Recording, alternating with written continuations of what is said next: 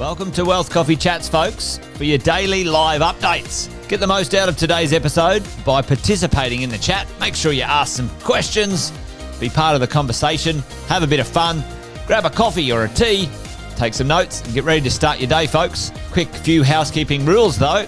No spamming, no advertising or self-promotion in the chat. That's not on. Be kind and respectful to everyone when participating. And most of all, have a good time. Real estate investing can be your biggest asset. It also can be your most expensive asset when it comes to getting it right or getting it wrong, folks. It can be time-consuming, stressful, and that's why here at Positive, we have what's called a 6-star team, a full-service team that provides integrated wealth and property investing solutions and services simply designed to help you progress towards your goal of passive income through your property portfolio, folks. Make sure you check out our other podcasts on the Positive Mentor Network. Not only is there Wealth Coffee Chats, there's the Urban Property Investor. Drops every Wednesday with straight talking investing strategies and lessons with Sam Saggers. Property Investor Tales. This is where our clients, you guys, share real life stories from property investing, hosted by some of our advisors and strategists. And that's done every fortnight, dropping every Monday. Wealth, Wine and Wisdom, folks, that debriefs the week that was in the world of finance and property, hosted by yours truly, Jason Witten and Andy Fenton on Fridays. Hey, good morning, folks.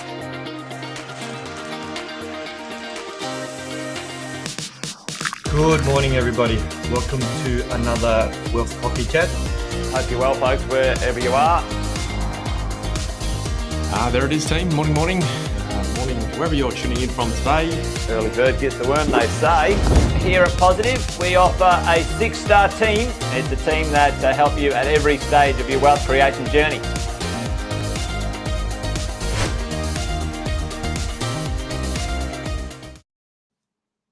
Good morning, everybody. Welcome to a chilly day in Sydney.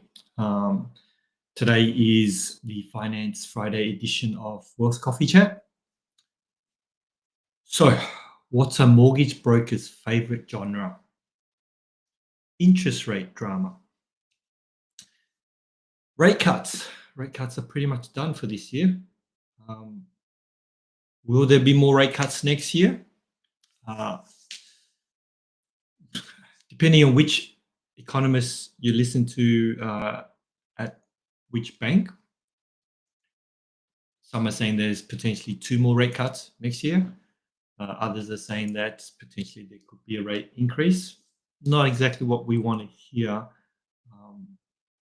but that's been the general feedback. Now, what I often do is watch what the banks actually do in terms of their interest rates, and I have noticed that there have been a few lenders that have increased their 1-year fixed rate, which means they're pricing for a potential rate increase in the next year. So that's some data that's outside of just the articles that we often get about what the bank's economists think. Christmas is literally around the corner. I believe that we're at just over 4 weeks before Christmas. And during this time, lenders get really busy. So if you are looking to get finance before Christmas, there are things that you need to get done now in order to be able to achieve that. Over the Christmas period, most of the banks are on skeleton staff and most solicitors are closed. So generally between Christmas and mid-January, nothing really gets done. So if you're looking to get finance this side of Christmas, you have to start looking at it right now, because if you don't and you wait until December, your finance probably won't settle or get completed until February next year. So just keep that in mind. What do we actually need to do to prepare to get ready to get financed this part of the year. We've been told that turnaround times for lenders are currently increasing, and most lenders have asked to get applications in by the end of the month in order for it to settle before Christmas.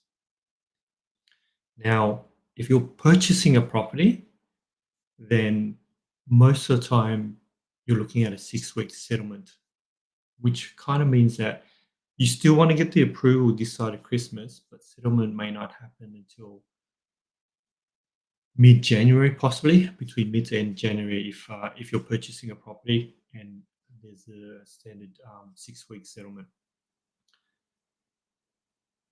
In the meantime, have a talk to your broker to look at what options and what you're trying to achieve in terms of the finance. But I'll just give you an outline of what documents that you will need to provide to the brokers in order for them to prepare an application for you. So there are simple documents like your standard ones, which is driver's license and your passport. This is required so that they can confirm your ID. Medicare is to confirm if you have any dependents. And so those are the general or the basic documents that we need to have to identify you and know about your family. The next documents we require are income documents. So if you're PAYG, that's pay slips and income statements. Income statements used to be called either group certificate back in the day, or PAYG summary, which is more recent. Now you can access your income statements now on MyGov because of single touch payroll. All that information is up there, so you can actually log into your MyGov and provide an updated income statement.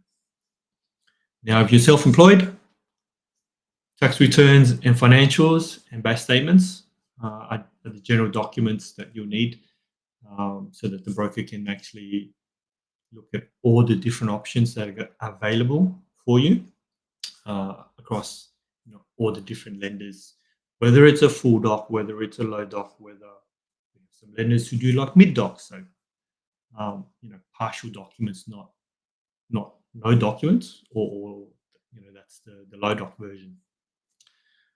If you're looking at refinancing, council rates and loan statements, depending on the lender, your credit file usually has access to the loans and the repayment history.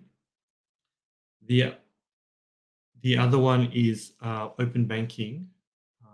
If you're working with a broker that uses open banking, they'll be able to connect. They'll be able to see your bank accounts and be able to get access to all your statements with your permission, of course, and they will use that to supply to the lenders. Now, if you're purchasing a home to live in, then we just need a contract of sale. If you're purchasing an investment property, then we'll also need additionally a rental letter just to confirm how much the property you're purchasing, so the rent that the property you're purchasing is going to receive. Now, we actually have access to some products which are quite exciting. One of our products is the ability to refinance existing loans under we'll call a full doc policy, because you get rates, full doc rates, but you don't actually have to provide the full doc documentation, which basically means that we're just looking at 12 months good conduct repayments on your home loan. And just on that, if just you will be able to refinance your loan.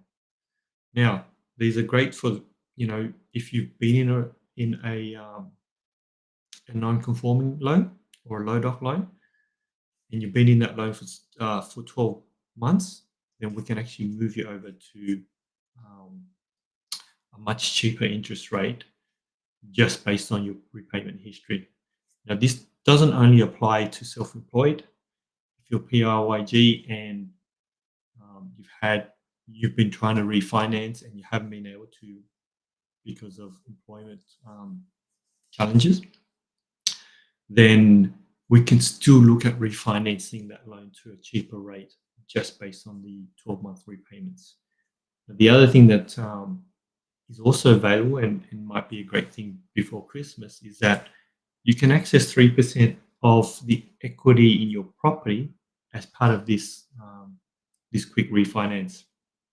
That means that you can refinance your interest rates. If you've got credit card debt, we don't actually have to look at paying off the credit card. We can look at this equity release, so you can take the money and pay down your credit card, or you could use it to buy your family some really nice gifts this year. So I want to reiterate that if you're looking at getting finance, you have to start now. The application has to be submitted by the end of the month. So get cracking. In the meantime, if you don't need any finance between now and the end of the year, then have a wonderful Christmas.